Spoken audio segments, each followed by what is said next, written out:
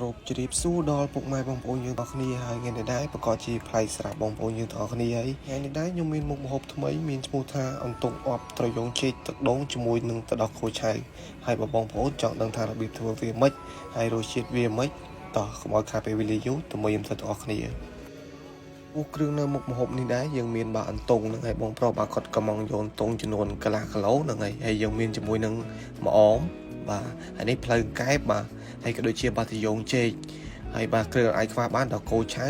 ហើយយើងមានម្ទេសបាទលក្រូចលក្រីបាទខ្ទឹមក្រហមខ្ទឹមសក៏ដូចជាម្ទេសហើយចំពោះម្ទេសបើបងប្អូនយើងអត់ចូលចិត្តហូបហឹលអត់ចាំបាច់ដាក់ក៏បានដែរអញ្ចឹងកុំឲ្យខាតពេលវេលាយូរតោះតើខ្ញុំធ្វើទាំងអស់គ្នាចាប់ផ្ដើមមកចាក់ប្រេងឆាចូលបន្តិចមកបន្ទាប់មកយើងចាប់ផ្ដើមចាក់ជាមួយគ្រឿងយើងដែលខ្ញុំបានរៀបរាប់បញ្ចូលហើយនេះដែរយើងចាប់ផ្ដើមរំលែងគ្រឿងយើងឲ្យឡើងឈ្ងុយបាទឈ្ងុយខ្លាំងមកបាទចាំបងប្អូនយើងមកវាយគ្រឿងក៏ដូចជាបាទចាក់សាច់អន្ទង់យើងចូល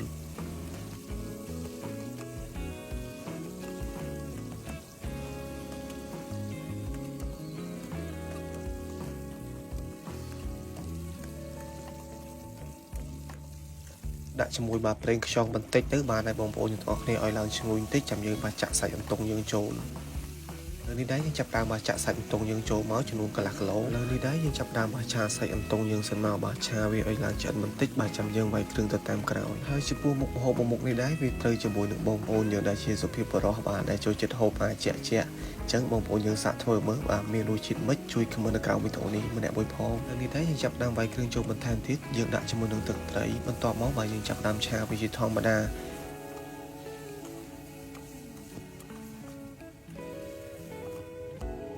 នេះដែរយើងចាប់ផ្ដើមដាក់ជាមួយនឹងស្ករសហើយចំពោះអំបិលដែរបងប្អូនយើងអត់ចាំបាច់ប្រើក៏បានដែរដោយសារថាមុខម្ហូបមុខនេះយើងហូបលក្ខណៈដូចជាឆ្នាំងភ្លើងបន្ទាប់មកយើងដាក់ជាមួយម្សៅស៊ុបក៏ដូចជាប៊ីចេងមកហើយយើងចាប់ផ្ដើមឆាវាជាធម្មតាមក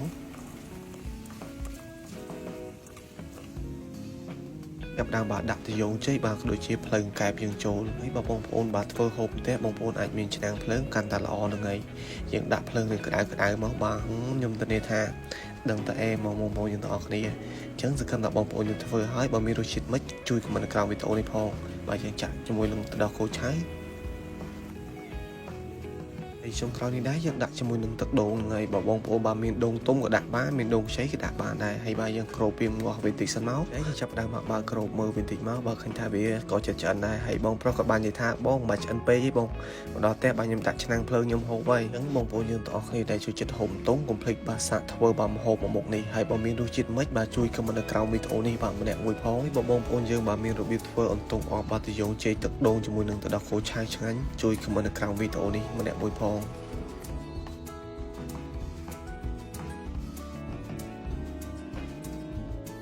ចុងក្រោយនេះដែរបាទយើងដាក់ជាមួយនឹងម្អម